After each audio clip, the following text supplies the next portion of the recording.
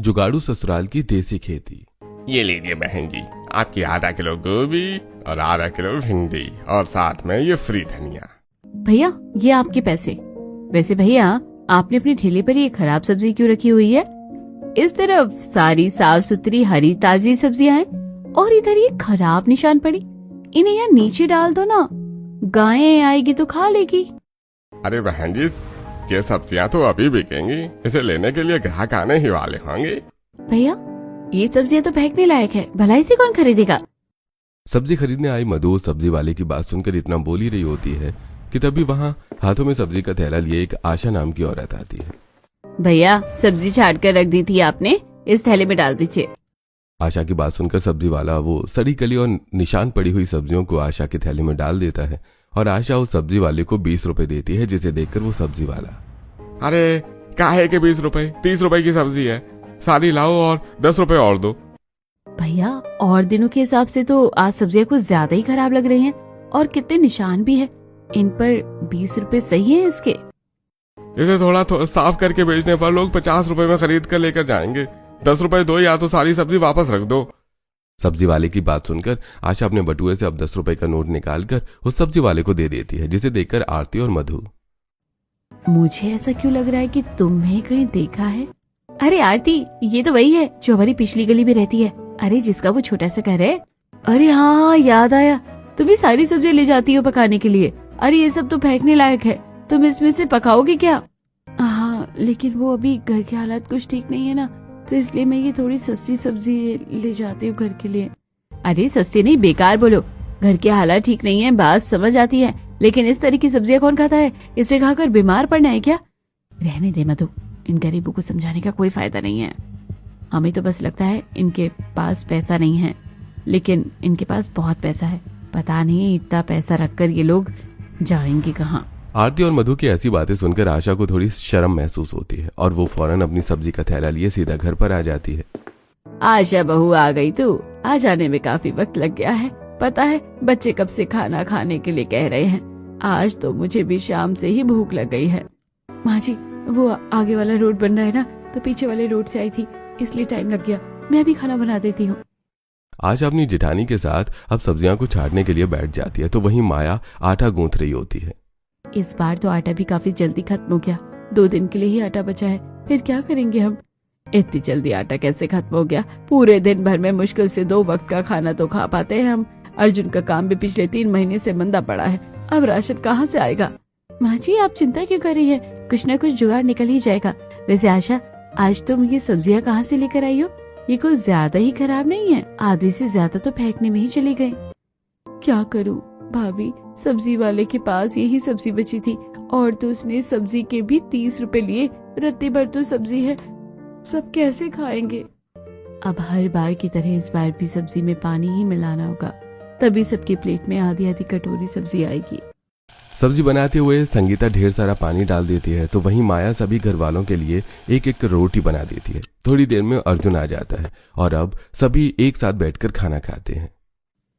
आप रोज रोज ये पानी वाली सब्जी बनाकर रख देती है और खाने के लिए भी सिर्फ एक रोटी देती है। पता है स्कूल में कितनी भूख लगती है। मेरा तो रोज रोज ये खाना खा खाकर मन ऊब सा गया है। आखिरकार कब तक यही खाना मिलेगा हमारे शरीर को? ये सारी सब्जी से तो शरीर में रत्ती भर ताकत नहीं आती। इस उम्र में ही हाथ पैर दुखने लग गए हैं। ऐसे तो फिर मैं आगे क्या ही करूंगा? अनिल के जाने के बाद सब कुछ कितना बदल सा गया है। कितने अरमान लेकर हम इस शहर में आए थे, सोचा था गांव से बाहर आए हैं, एक नई जिंदगी शुरू करेंगे। सब कुछ बेचकर गांव में हमने शहर में छोटा सा घर लिया, लेकिन कुछ महीनों में सब कुछ बदल गया। गांव की जमीन को बेचकर पूरा परिवार 8 महीने पहले ही गांव से शहर आया था। कुछ ही हफ्तों में इन सबकी जिंदगी धीरे धीरे सुधरने लगी थी, लेकिन एक रोड एक्सीडेंट में उर्मिला के बड़े बेटे अनिल की मृत्यु हो जाती है, जिसके बाद घर के हालात ऐसे बिगड़ते हैं कि अभी तक ये पूरा परिवार खुद को संभाल नहीं पाता। सभी आंखों में पानी लिए खाना खा ही रहे होते हैं कि तभी सबको पड़ोस के घर से अच्छी खुशबू आने लगती है। लगता है आज पड़ोस में फिर से कुछ अच्छा बन रहा है। आज पड़ोस के घर में रोज कुछ ना कुछ बढ़िया ही बनता है, सिवाय हमारे घर छोड़कर। मेरा भी यही खुशबूदार सब्जी खाने का मन कर रहा है, मुझे नहीं खानी ये पानी वाली सब्जी। अरे मैं तो खुद परेशान हो गया हूँ रोज यही पानी वाली सब्जी खा खा कर। पता नहीं हमारी पड़ोसन सब्जी देगी या नहीं, लेकिन मैं फिर भी कटोरी लेकर जाती हूँ, क्या पता थोड़ी सब्जी दे दे। गांव में तो हम सब एक दूसरे को बिना मांगे ही सब्जी दे दिया करते थे। संगीता कटोरी लेती है और अब पड़ोस में रह रही अपनी पड़ोसन आकांक्षा के घर जाती है। संगीता, तुम यहाँ क्या कर रही हो? वो भी इस वक्त? आज घर में सब्जी थोड़ी अच्छी नहीं बनी थी तो बच्चे खाना नहीं खा रहे थे, इसलिए सोचा कि तुमसे आकर थोड़ी सब्जी मांग लूं। हाँ, बस यही रह गया ना कि मैं इन गरीबों को अपने घर की सब्जियां देती रहूं। आज तो मैं इसे ऐसी सब्जी दूंगी ना कि कभी दोबारा मेरे घर पर नहीं आएगी सब्जी लेने। हाँ, क्यों नहीं, रुको मैं भी लेकर आती हूँ। आकांक्षा संगीता से कटोरी लेकर किचन में जाती है और उसमें अपनी बनाई हुई सब्जी डालकर ऊपर से ढेर सारा लाल मिर्च का पाउडर मिला देती है। अब इस तीखी सब्जी को खाकर पूरे परिवार की खटिया खड़ी हो जाएगी, फिर ये दोबारा कभी नहीं आएगी मुझसे सब्जी मांगने। संगीता सब्जी लेकर घर आती है जिसे देखकर पूरा परिवार काफी ज्यादा खुश होता है। चलो, आज कितने दिनों के बाद घर में अच्छी सब्जी आई है। सबसे पहले सब्जी मैं खाऊंगा, मम्मी सब्जी मुझे दो ना। संगीता थोड़ी थोड़ी सब्जी सभी की प्लेट में डाल देती है और अब सब जैसे ही सब्जी का पहला निवाला खाते हैं तो मिर्च के मारे उन सबका मुंह जलने लगता है। अरे हे भगवान, अरे सब्जी में कितनी मिर्ची डाल दी है इन लोगों ने, इतनी तीखी मिर्ची खाते हैं क्या ये? मम्मी जल्दी से पानी दो ना, बहुत मिर्ची लग रही है, बहुत तीखी सब्जी है ये। सब्जी में तो इतनी मिर्ची कोई नहीं डालता, लगता है आकांक्षा ने जानबूझकर सब्जी में मिर्ची डाली थी ताकि हम दोबारा कभी इससे सब्जी ना मांग सके। सब्जी नहीं देनी थी तो मना कर देती, इस तरह क्यों किसी गरीब का दिल दुखाया। पूरा परिवार गिलास भर भर के पानी पीता है, लेकिन मिर्ची इतनी ज्यादा थी कि वो अपने घर की बनी हुई सब्जी रोटी भी नहीं खा पाते और अब ऐसे ही सभी को सोना पड़ता है। अगले दिन, मैं काम पर जा रहा हूँ, आज एक दो जगह और जाऊंगा। अरे कब तक इतनी सी तनख्वाह में घर चलेगा, और सच कहूं तो घर चल भी नहीं कहाँ पा रहा है। मैं आपके लिए रात की रोटी सब्जी बांध देती हूँ, थोड़ी सी रखी हुई है, बाकी का मैंने बच्चों को दे दिया था। रहने दो, 2-3 बजे खाने का टाइम होता है फैक्ट्री में, तब तक तो वो रोटी सब्जी खराब भी हो जाएगी, तुम लोग घर पर ही खा लेना। पता नहीं भगवान हमसे किस बात की परीक्षा ले रहा है, खाने खाने के लिए मोहताज हो गए हम। साफ सुथरी सब्जी देखे हुए जमाना बीत सा गया है। अर्जुन अब सीधा अपनी फैक्ट्री के लिए निकल जाता है तो वहीं दूसरी तरफ स्कूल में बच्चों का लंच टाइम होता है और जैसे अरुण और साक्षी अपना लंच बॉक्स खोलते हैं तो उसमें रखा खाना खराब हो चुका था, जिसकी बदबू पूरी क्लास में फैल जाती है। ची कितनी गंदी बदबू आ रही है इन दोनों के लंच बॉक्स में से। हमसे दूर होकर बैठो, लग रहा है कोई चूहा मर गया है, कितनी गंदी बदबू आ रही है। पूरी क्लास के बच्चे और साक्षी और अरुण को चिढ़ाने लगते हैं कि तभी क्लास टीचर रेखा आती है। क्या हो रहा है यहाँ? लंच टाइम है, इसका मतलब ये नहीं कि क्लासरूम को फिश मार्केट बना दो। ये अजीब सी बदबू कहाँ से आ रही है? टीचर ये बदबू ना साक्षी और अरुण के लंच बॉक्स से आ रही है। बहुत गंदी बदबू आती है इनके लंच बॉक्स में। कितनी गंदी बदबू आ रही है तुम्हारे लंच में से? तुम क्या सड़ा हुआ खाना लेकर आते हो? कल अपनी मम्मी को बुलाकर लेकर आना और अपना ये टिफिन जाकर खाली करो, वरना हम सब तो बदबू में ही मर जाएंगे। दोनों बच्चे अपना अपना टिफिन उठाते हैं और बाहर ले जाकर सारा खाना कूड़ेदान में डाल देते हैं तो वहीं दूसरी तरफ फैक्ट्री में। अरे आज तो लंच नहीं लाया क्या? हाँ यार, मैं वो टिफिन घर पर ही भूल गया था। तो मेरे साथ आ जाना, आज मैं एक्स्ट्रा रोटी लेकर आया हूँ। अरे नहीं तू खा, मैं सुबह घर से खाकर आया था पेट भरकर, मन नहीं कर रहा अभी। अरे झूठ मत बोल, मुझे पता है अभी तेरे हालात ठीक नहीं चल रहे हैं और तूने कुछ नहीं खाया है। चल आजा, चुपचाप से आ। अपने दोस्त राम के साथ लंच करते हुए अर्जुन की आंखें भरने को आ जाती हैं। आए दिन अर्जुन की फैक्ट्री के दोस्त उसे अपने हिस्से से थोड़ा थोड़ा खाना खिला दिया करते थे, लेकिन अपने परिवार की परेशानी को देखकर अर्जुन को खाना बिल्कुल भी अच्छा नहीं लगता। तो वहीं अगले दिन जब दोनों बच्चे अपनी माँ को लेकर स्कूल जाते हैं तो।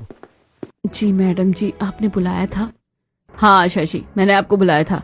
ये आप अपने बच्चों को किस तरह का खाना देते हैं? दोपहर तक इनका सारा खाना खराब हो जाता है और पूरी क्लास में बदबू फैल जाती है। इनकी वजह से बाकी बच्चे भी खाना नहीं खा पाते हैं। वो भी घर के हालात थोड़े ठीक नहीं चल रहे हैं, इसलिए हमें इन्हें रात का ही खाना दे दिया करते हैं। ठंड में तो खाना खराब नहीं होता था, लेकिन अब गर्मी है ना, शायद इसलिए खराब हो जाता है। आपने इन्हें रात का खाना दिया हो या सुबह का, मुझे इससे कोई मतलब नहीं है, लेकिन इनका खाना खराब नहीं होना चाहिए क्योंकि बाकी बच्चों को भी दिक्कत आती है। पहले से ही 2 स्टूडेंट के घर से मुझे शिकायत आ चुकी है। अगर इतनी प्रॉब्लम है तो आप अपने बच्चों को घर बैठाइए, जब पैसे होंगे पढ़ा लेना। टीचर की ऐसी बातें सुनकर संगीता और आशा को काफी ज्यादा शर्मिंदगी महसूस होती है और अब वो लोग बच्चों को लेकर सीधा घर आ जाते हैं। क्या हुआ भाभी?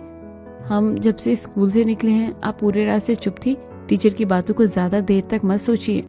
लेकिन आशा कहे तो वो टीचर बिल्कुल ठीक रही है ना। कब तक हम ऐसे हालातों से गुजरते रहेंगे? बिना सब्जी के हम लोगों को ठीक से पोषण भी नहीं मिल पा रहा है। बच्चे भी पहले से कितने दुबले पतले हो गए हैं। इसलिए मैंने सोचा है कि अब मैं भी कोई काम करूंगी और घर के हालातों को ठीक करूंगी। लेकिन भाभी, अभी आपकी तबीयत ठीक नहीं है। भैया के हादसे से आप अभी तक ठीक से उभरी भी नहीं हैं। रात भर सोती रहती हैं। लेकिन हम में से किसी न किसी को तो काम करना ही होगा। तुम घर पर रहकर माँ जी और बच्चों को संभालो, मैं बाहर जाकर काम ढूंढती हूँ। संगीता अब आसपास में घर की साफ सफाई का काम ढूंढना शुरू कर देती है और जल्दी एक फ्लैट में संगीता को काम मिल जाता है। ऐसे ही अब 1 से 2 हफ्ते गुजर जाते हैं। संगीता, आज तुम पापा जी का खाना टिफिन में पैक कर देना और मैं तुम्हें जो एड्रेस दूंगी ना, वहाँ जाकर तुम्हें देना होगा। थोड़ा ज्यादा काम है तो वो खाने पर नहीं आ सकेंगे। ठीक है मालकिन। खाना खाकर संगीता अब उसे एक टिफिन में पैक कर देती है और अपनी मालकिन के दिए हुए एड्रेस पर संगीता जब टिफिन लेकर पहुंचती है तो देखती है कि उसकी मालकिन का ससुर महेंद्र शहर में एक जमीन पर फार्मिंग का काम कर रहा है, जहां आसपास सारी तरह की हरी हरी ताजी सब्जियां हैं। ये देखकर संगीता, ये क्या शहर में भी लोग खेती करते हैं? और मेरी मालकिन के ससुर तो इतने पढ़े लिखे हैं लेकिन फिर भी ये खेती कर रहे हैं। आसपास कितनी सारी हरी सब्जियां हैं। मन तो कर रहा है सभी को तोड़कर घर ले जाओ। अरे संगीता, आ गई तुम? लाओ जल्दी से खाना दे दो, बड़ी जोरों की भूख लग रही है। बड़े मालिक, अगर आप बुरा ना माने तो एक बात पूछूं? ये खेती वगैरह तो हम गांव में करते हैं, लेकिन आप शहर में क्यों कर रहे हैं? और आप तो इतने पढ़े लिखे आदमी हैं, आपको ये छोटा काम शोभा थोड़ी ना देता है। अरे संगीता, खेती करना कोई छोटा काम नहीं होता। खेती करने वालों की बदौलत ही तो आज हम खाना खा पा रहे हैं। मैं भी गांव से ही हूँ और मैंने तो सोच रखा था कि जब मेरे रिटायरमेंट की उम्र हो जाएगी तब मैं शहर में ही कोई जमीन लेकर खेती करूंगा। और देखो यहाँ आसपास कितनी सारी सब्जियां हैं। ये सब मैंने अपने हाथों से उगाई हैं। घर में जो सब्जियां बनती है ना, वो सब यहीं से जाती हैं। महेंद्र की बात सुनकर संगीता को काफी हैरानी होती है और अब महेंद्र के खाना खाने के बाद संगीता टिफिन लेकर घर आ जाती है। और जब रात में संगीता खाना बनाकर निकल रही होती है तो सब्जी काफी बच गई है तो तुम इसे घर ले जाओ। आज सब्जी मत बनाना, यही खा लेना तुम लोग। अपनी मालकिन के कहने पर संगीता सब्जी लेकर सीधा घर आ जाती है और जब पूरा परिवार आज काफी समय के बाद ताजी हरी सब्जी खाता है तो ये सब्जी तो काफी ज्यादा टेस्टी है। ये सच में आपने बनाई है? हाँ भाभी, सब्जी सच में ज्यादा बढ़िया बनी है। कौन सा मसाला डाला है आपने इसमें? मैं जैसी बनाती थी बिल्कुल वैसे ही सब्जी बनाई है। लेकिन फर्क इतना है, वो सब्जी हम बाहर मंडी से लाते थे और ये सब्जी मेरी मालकिन की खुद घर पर उगाई हुई है। पता है, उनके ससुर इस उम्र में भी खेती करते हैं। काफी बड़ी जमीन है उनकी और वहाँ पर कम से कम 10 से 15 तरह की सब्जियां होंगी। गांव में तो हर कोई अपने आंगन में ही सब्जी उगाता था, लेकिन शहर में ऐसा नहीं है। काश हम लोग भी गांव की तरह यहाँ शहर में भी सब्जियां उगा पाते तो कितना सही रहता ना। सब्जी उगती और हम खाते और फिर हमें सब्जियों के लिए नहीं तरसना पड़ता। सभी आशा की बात सुन में हाँ मिलाते हैं। तो वहीं इसी तरह दिन गुजरता है और अगले दिन जब संगीता अपने आंगन की धुलाई कर रही होती है कि तभी अपने आंगन की जमीन को देखकर संगीता, हमारे आंगन की जमीन बिल्कुल गांव की जमीन की तरह है। वहाँ भी हम अपने आंगन में ही सब्जियों की खेती कर लिया करते थे। अगर जमीन एक जैसी हो तो फिर खेती तो हम यहाँ पर भी कर सकते हैं ना। संगीता के मन में जैसी ये बात आती है तो फौरन जल्दी से अंदर आकर सभी को ये बात बताती है, जिसे सुनकर अगर आपकी बात मानकर हम खेती भी करते हैं तो शहर और गांव में काफी फर्क होता है। आपकी मालकिन के ससुर जी काफी अमीर हैं, उनके पास किसी भी चीज की कोई कमी नहीं है, लेकिन हमें खेती करने के लिए काफी चीजों की जरूरत पड़ेगी और उसके लिए हमारे पास पैसे कहाँ हैं? अरे आशा, हम गांव के देसी लोग हैं। हम लोगों को तो काम ही है कि हर परेशानी का जुगाड़ से इलाज करना, तो कोई ना कोई तो जुगाड़ ढूंढ ही लेंगे। लेकिन भाभी, कितना ही जुगाड़ ढूंढेंगे हम? चलो माना खेती करने के लिए औजार हम कहीं से ले आएंगे, लेकिन खाद कहाँ से लाएंगे? शहर में खाद के दाम पता है कितने चल रहे हैं। अरे खाद तो हम लोग घर से भी बना सकते हैं। बहू मार्केट से जो सब्जी लेकर आती है वो खराब होती है और गलियों में रोज गायें भी तो कितना गोबर करके चली जाती है। दोनों को मिलाकर घर पर खाद ही तैयार हो जाएगी। और खेतों की जुताई के लिए जो सामान चाहिए होता है वो भी मैं कहीं ना कहीं से इंतजाम तो कर ही लूंगा। मुझे नहीं पता था कि हमारे देसी जुगाड़ से खेती का नतीजा क्या होगा, लेकिन अब हम सब कोशिश कर सकते हैं। भगवान भी उनकी मदद करता है जो खुद अपनी मेहनत करके ऐसे कुछ दिन गुजर जाते हैं और आज रविवार का दिन होता है। संगीता और आशा घर में रखा एक बड़ा सा नीला ड्रम जो पानी से भरा था उसे खाली करते हैं और उसके अंदर सारी सड़ी गली सब्जियां डाल देते हैं। ये सब्जियां तो काफी ज्यादा कम है, इसमें तो बहुत ही कम खाद बनेगी। मैं तो मंडी चली जाती हूँ, वहाँ पर तो काफी सारी सब्जियां होती है, वहाँ से सब्जियां ले आती हूँ। आशा सीधा मंडी जाती है और सब्जी वाले के पास जाकर उससे सारी खराब सब्जियां मांगने लगती है, जिसे देखकर सब्जी वाला, अरे जो तुम पहले सब्जी ले जाती थी वो थोड़ी बहुत खाने लायक होती थी, लेकिन अब तो तुम ये सारी सब्जियां खराब ले जा रही हो।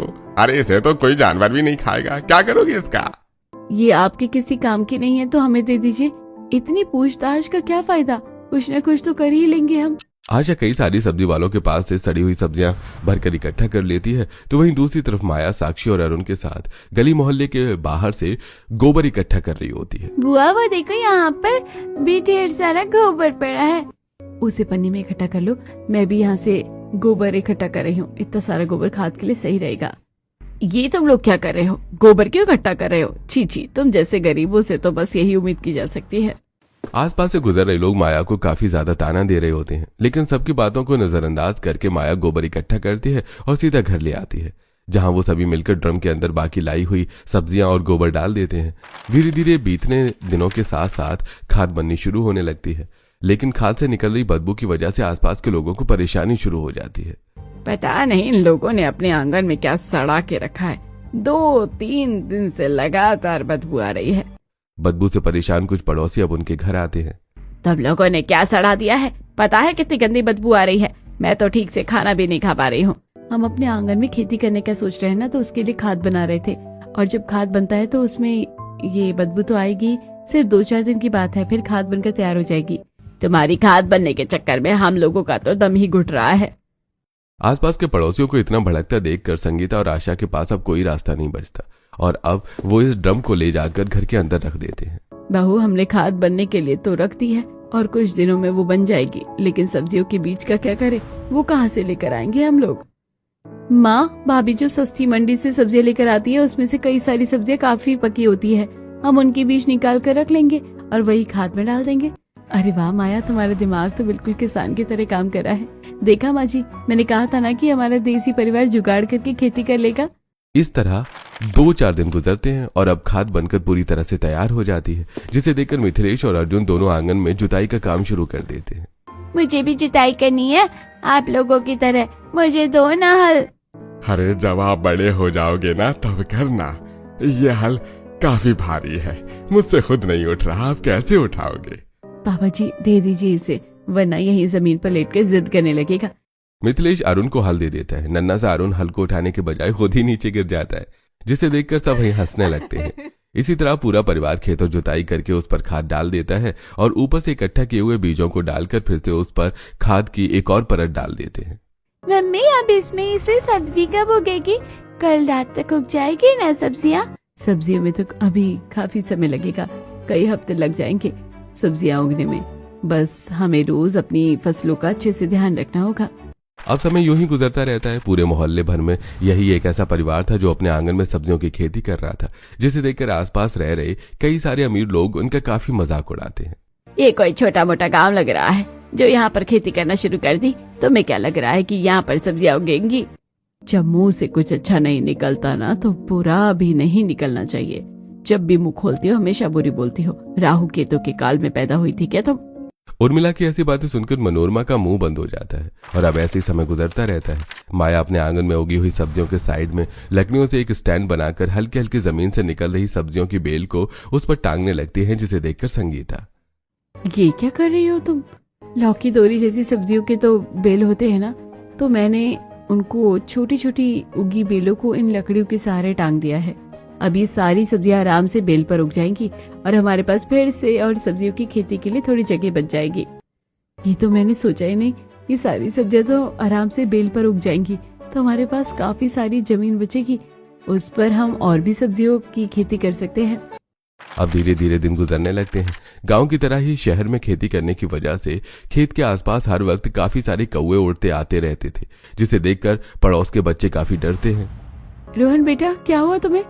आजकल तुम घर में ही खेलते हो, बाहर जाकर खेलो ना।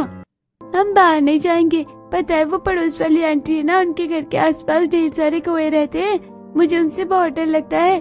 बेटा तो मैं खुद कौओं की आवाज से परेशान हो चुकी हूँ, आज तो इन लोगों से बात करनी ही पड़ेगी। रोज रोज कौओं की आवाज से आस पड़ोस के लोग काफी परेशान हो जाते हैं जिसे देखकर। अरे मैं भी कब तक आपके बाहर लाठी लेकर बैठा रहूं? अरे इधर से कौवे भगाता हूं तो उधर से आ जाते हैं। तो पापा हम लोग एक बिजूका बना देते हैं ना, उस खेत के बीच खड़ा कर देंगे, उससे कोई भी कौवा नहीं आएगा। अर्जुन बड़े से 2 डंडे लेकर आता है और उन्हें आपस में रस्सी की मदद से जोड़ देता है और डंडे के एक हिस्से पर मटका लगाकर पूरे हिस्से को बोरे से ढक देता है, जो अब बिल्कुल एक इंसान की तरह लग रहा होता है। ये कितना डरावना था ना, हमें इसे यहाँ क्यों खड़ा कर रहे हैं, मुझे उससे डर लग रहा है।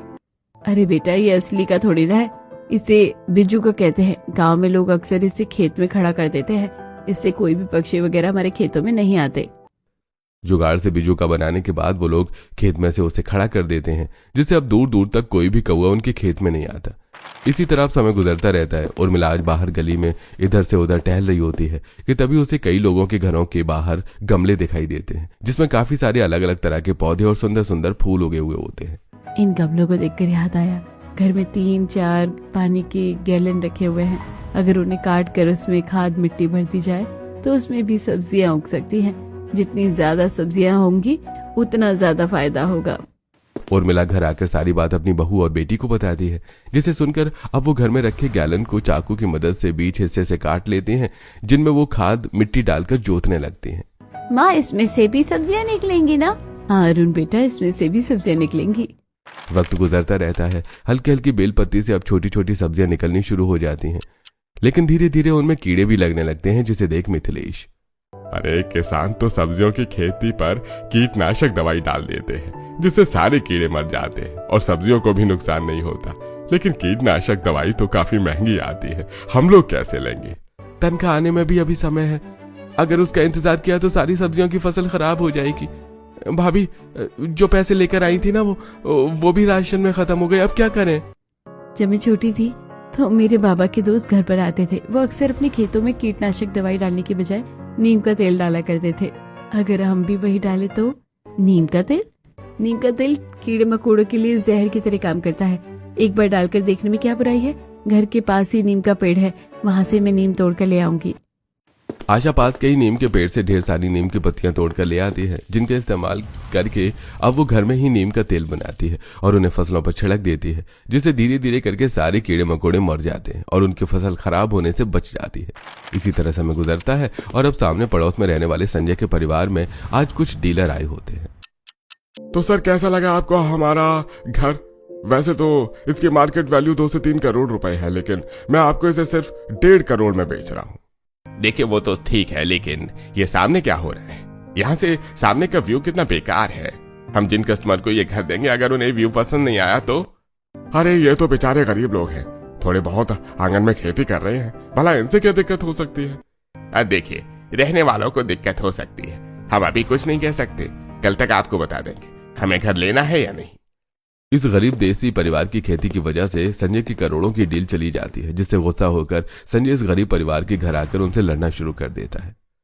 अरे देखिए, तुम लोगों की वजह से मेरा इतना बड़ा नुकसान हो गया। इतनी मुश्किल से एक अच्छा क्लाइंट मेरे हाथ लगा था, अब मेरे नुकसान की भरपाई कौन करेगा? तुम लोग? भाई साहब हम तो अपने घर के आंगन में खेती कर रहे हैं ना, तो इससे भला आपको क्या दिक्कत हो सकती है? अभी तो हमारी फसल ठीक से उगी भी नहीं है और आप लोगों को इतनी दिक्कत हो रही है कि सारी दिक्कत हम गरीबों से ही है। अब देखिए, और लोगों का मुझे पता नहीं है, लेकिन हाँ मुझे तो तुम लोगों से है। पता नहीं क्या समझते हो तुम लोग अपने आप को। संजय और अर्जुन की काफी बहस होती है और अब उस गरीब परिवार को सुनाकर संजय घर आ जाता है। इसी तरह वक्त गुजरता है और अब आखिरकार इस गरीब देसी परिवार की मेहनत रंग लाती है।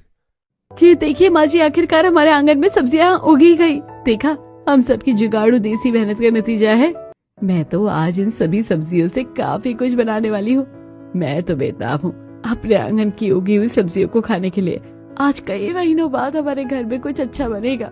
सभी अपने आंगन में से थोड़ी थोड़ी अलग अलग तरह की सब्जियां तोड़ लेते हैं और जब दोनों बहुएं मिलकर अपने आंगन में उगी हुई सब्जियों को पकाती हैं तो पूरे घर में उन हरी ताजी सब्जियों की खुशबू फैलने लगती है। मजा आ गया खाकर। मैं तो खुशबू से ही पहचान गई थी कि इस बार सब्जी तो काफी बढ़िया बनेगी।